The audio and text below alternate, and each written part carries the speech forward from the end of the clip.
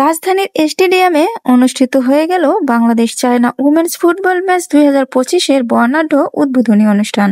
বাংলাদেশ চীন দুই দেশের কূটনৈতিক সম্পর্কের 50 বছর পূর্তি উপলক্ষে এই প্রীতি ম্যাচের আয়োজন করা হয়। দুই দেশের জাতীয় সঙ্গীতের মধ্য দিয়ে শুরু হওয়া এই আয়োজনে উপস্থিত ছিলেন বাফুফের সভাপতি তাবিথ আউয়াল, বিএনপি নেতা মির্জা আব্বাস, চীনা দূতাবাসের প্রতিনিধিরা সহ আরও অনেকেই। উদ্বোধনী অনুষ্ঠানে দুই দলের প্লেয়াররা একে অপরের সাথে মতবিনিময় করেন এবং ফটো সেশনে অংশগ্রহণ করেন। বাংলাদেশ চীন আয়োজিত এই প্রীতি ম্যাচ শুধু প্রতিযোগিতা নয়, বরং দুই দেশের বন্ধুত্ব ও সাংস্কৃতিক বিনিময়ের প্রতীক হিসেবেও বিবেচিত হচ্ছে।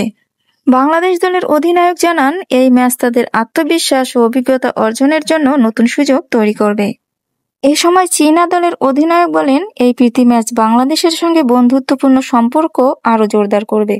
অনুষ্ঠানে উপস্থিত বিএনপি নেতা মির্জা আব্বাস বলেন, বিএনপি বরাবরই খেলাধুলা নিয়ে কাজ করেছে এবং ভবিষ্যতেও করবে। এদিকে চায়না দলের কোচ বাংলাদেশের আতিথেয়তা ও দর্শকদের উদ্দীপনা দেখে সন্তোষ প্রকাশ করেন। বাংলাদেশের নারী ফুটবলকে এগিয়ে নিতে এ ধরনের আন্তর্জাতিক ম্যাচ ভীষণ গুরুত্বপূর্ণ।